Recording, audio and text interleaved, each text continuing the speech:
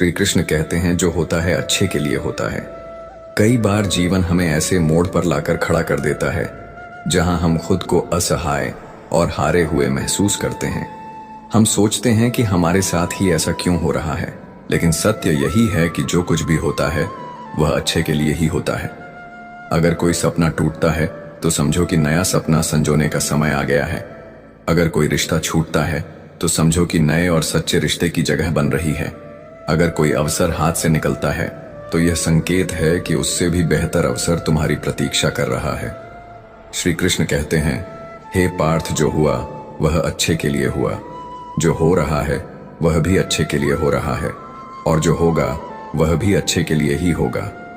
हर परिस्थिति में छुपा संदेश समझो। जब पक्षी का घोंसला टूटता है तो वह उड़ने को मजबूर हो जाता है, और यही उड़ान उसे ऊंचाइयों तक ले जाती है।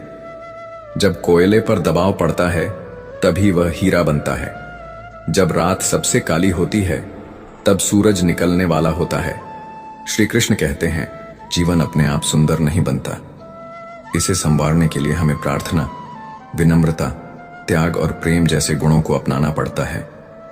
यह संसार नश्वर है परंतु हमारे कर्म अमर हैं। हर नई सुबह एक नया अवसर लेकर आती है, लेकिन जो बीत गया वह सिखाने के लिए था। जो आने वाला है वह बीते हुए कल से बेहतर होगा। बस इस विश्वास को कभी टूटने मत दो। चिंता करना केवल मन को व्यस्त करता है। इससे ना तो कल की समस्याएं सुलझती हैं और ना ही आज का सुकून मिलता है। हम अक्सर वहीं खोने से डरते हैं जो हमारे पास होता ही नहीं। जो सच में तुम्हारा है वह कभी तुम्हें छोड़कर नहीं जाएगा, और जो तुम्हारा नहीं है वह लाख कोशिशों के बाद भी तुम्हारे पास टिकेगा नहीं। कभी गौर किया है, जो लोग सबसे ज्यादा मुस्कुराते हैं उनके दिलों में अक्सर सबसे गहरे जख्म होते हैं, क्योंकि इस दुनिया में हर व्यक्ति की सोच, उसका एहसास और उसका दर्द अलग होता है। जीवन में किए गए अच्छे कर्म व्यर्थ नहीं जाते। जो भलाई तुम किसी के लिए करोगे वह किसी ना किसी रूप में तुम्हारे पास लौट कर आएगी। इसलिए सच्चे दिल से किसी के लिए कुछ अच्छा करने से कभी मत हिचकिचाओ। रिश्तों की बुनियाद प्रेम और विश्वास पर टिकी होती है, स्वार्थ पर नहीं। कभी कभी जिंदगी हमें ठोकर देती है और वह ठोकर दर्द भी देती है, पर याद रखना, अगर तुम संभल गए तो यही ठोकर तुम्हें और मजबूत बनाएगी। गिरना कोई हार नहीं, हार तो तब होती है जब तुम उठने से इनकार कर दो।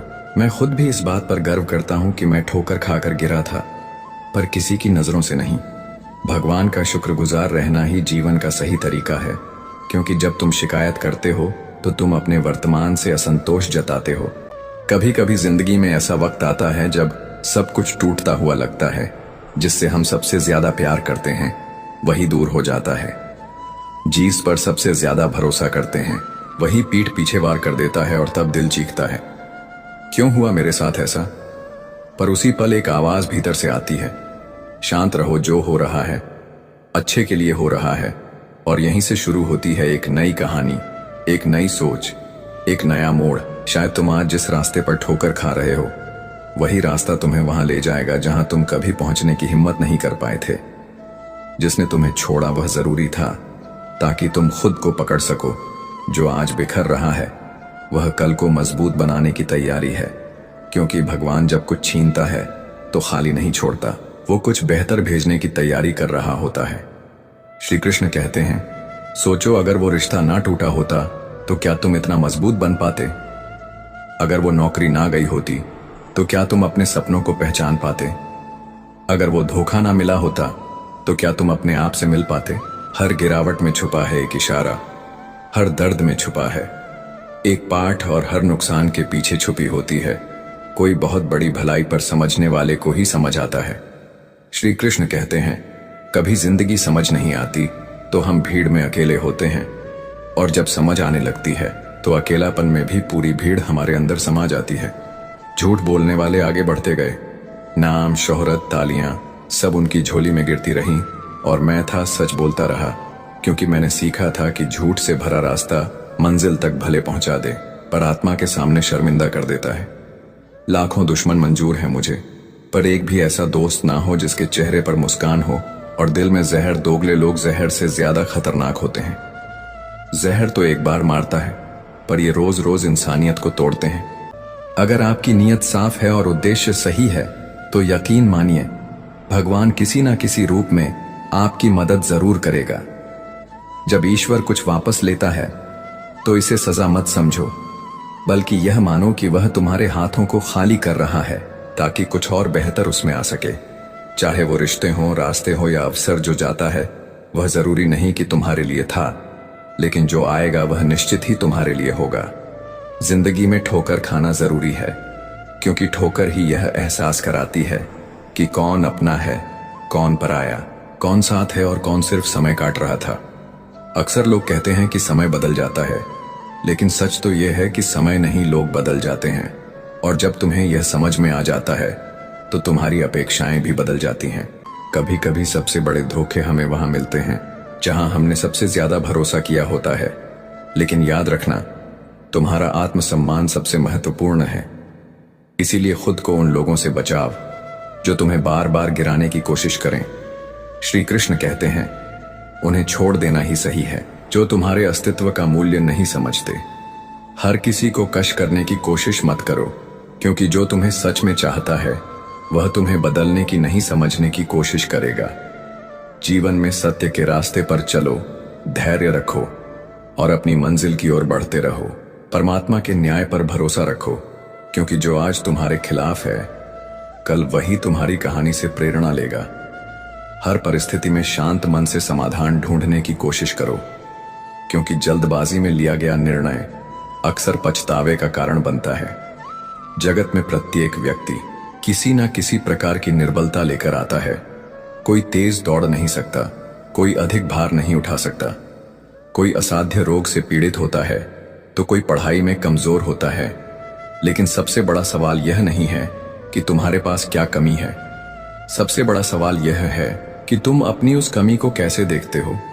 कुछ लोग अपनी निर्बलताओं को जीवन की सीमा मान लेते हैं और हार मानकर बैठ जाते हैं, और वहीं कुछ ऐसे होते हैं जो अपने पुरुषार्थ और संकल्प से उन निर्बलताओं को पार कर जाते हैं।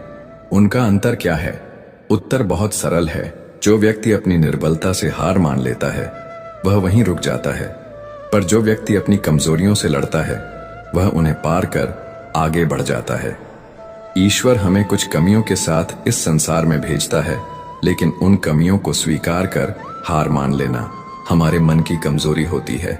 श्री कृष्ण कहते हैं, आदतें अगर ना बदली जाएं तो वो धीरे धीरे हमारी सबसे बड़ी लत बन जाती है, और फिर एक दिन वही आदतें हमें खुद से दूर कर देती हैं। अपनी अच्छाई पर इतना भरोसा रखो कि जिसने तुम्हें खोया वो एक दिन आंसुओं में डूब कर कहे, काश मैंने उसे समझा होता। जब तक मनुष्य अपने जीवन में संतोष को नहीं अपनाएगा वह सदा अधूरेपन का शिकार रहेगा। ईश्वर ने हमें जो भी दिया है वह हमारे लिए पर्याप्त है, यही सबसे बड़ी सच्चाई है। हम अक्सर जो नहीं है उसी के पीछे भागते रहते हैं, लेकिन जो हमारे पास है उसकी कद्र करना भूल जाते हैं। अपने जीवन में थोड़ा स्वाभिमान रखना भी जरूरी है, अन्यथा लोग आपको उन जगहों पर भी दबाने की कोशिश करेंगे जहां आपका अधिकार है। भगवान कृष्ण ने कहा है कि जो व्यक्ति दुख और सुख को समान रूप से देखता है और इंद्रियों के विषयों से विचलित नहीं होता वही मोक्ष का अधिकारी है। जो चीजें तुम्हारे नियंत्रण में नहीं है उनमें समय बर्बाद करना मूर्खता है। दुनिया में हर किसी को खुश करने की कोशिश मत करो, क्योंकि यह असंभव है। जब तक आप खुद से हार नहीं मानते तब तक दुनिया की कोई ताकत आपको परास्त नहीं कर सकती। आप कमजोर नहीं हैं। वक्त ऐसा है और वक्त बदलता है, इसके साथ परिस्थितियां भी बदलती हैं। इसलिए बिना थके, बिना रुके अपने कर्म करते रहो। कोई भी किसी और के सपनों को पूरा करने के लिए इस दुनिया में नहीं आया है। हर कोई अपनी तकदीर और हकीकत बनाने में लगा हुआ है। अगर सफलता तुम्हारे हाथ नहीं आ रही है तो इसका मतलब यह नहीं कि वह तुम्हारी नहीं है। इसका अर्थ सिर्फ इतना है कि तुम्हारी कोशिशों में बदलाव की जरूरत है। जीवन में प्यार और नफरत दोनों के बीच संतुलन बनाए रखना जरूरी है। जब दोनों ना हो तब चीजें और भी स्पष्ट हो जाती हैं, क्योंकि जब तुम नफरत में जकड़े होते हो तो कुछ देख नहीं पाते, और जब प्यार में डूबे होते हो तो बहुत कुछ अनदेखा कर देते हो। जीवन ठहराव और गति के बीच का संतुलन है। कभी रुको, सोचो, फिर आगे बढ़ो। जब मैं कहता हूं कि तुम देवी देवता हो, तो इसका अर्थ यह नहीं कि तुम पूजा के पात्र हो। इसका अर्थ यह है कि तुम में अनंत संभावनाओं हैं। तुम्हारी क्षमताएं सीमित नहीं है, बल्कि अनंत है। अगर कोई कहता है कि तुमसे कुछ नहीं होगा, तो याद रखना, तुम्हारी शक्ति को जानने वाला तुम्हारे भीतर बैठा है, बाहर नहीं। गीता में श्री कृष्ण कहते हैं, जल की एक छोटी सी बूंद अगर जलते तवे पर गिरे तो वह तुरंत भाप बनकर उड़ जाती है, लेकिन वही बूंद यदि कमल के पुष्प पर गिरे तो वह मोती की भांति चमक उठती है। ये वही बूंद है जो अगर किसी मृत व्यक्ति के मुख में गिरे तो गंगा जल बनकर उसे मोक्ष प्रदान कर देती है, परंतु यदि वही बूंद किसी सर्प के मुख में गिरे तो वह विश्व में बदल जाती है। हर परिस्थिति में वह बूंद केवल जल की बूंद ही होती है, लेकिन उसका परिणाम बदलता है केवल उसके संग के कारण। संगति में वह परिवर्तन की शक्ति होती है जो हमारी पूरी दिशा बदल सकती है। यदि एक जल की बूंद का भविष्य उसकी संगति तय कर सकती है, तो मनुष्य क्यों नहीं अच्छी संगति ऊंचाइयों तक ले जाती है और बुरी संगति अधोगति की ओर धकेल देती है। अगर आप बुरे लोगों के साथ रहेंगे तो या तो उनके शिकार बन जाएंगे या खुद उन्हीं जैसे बन जाएंगे।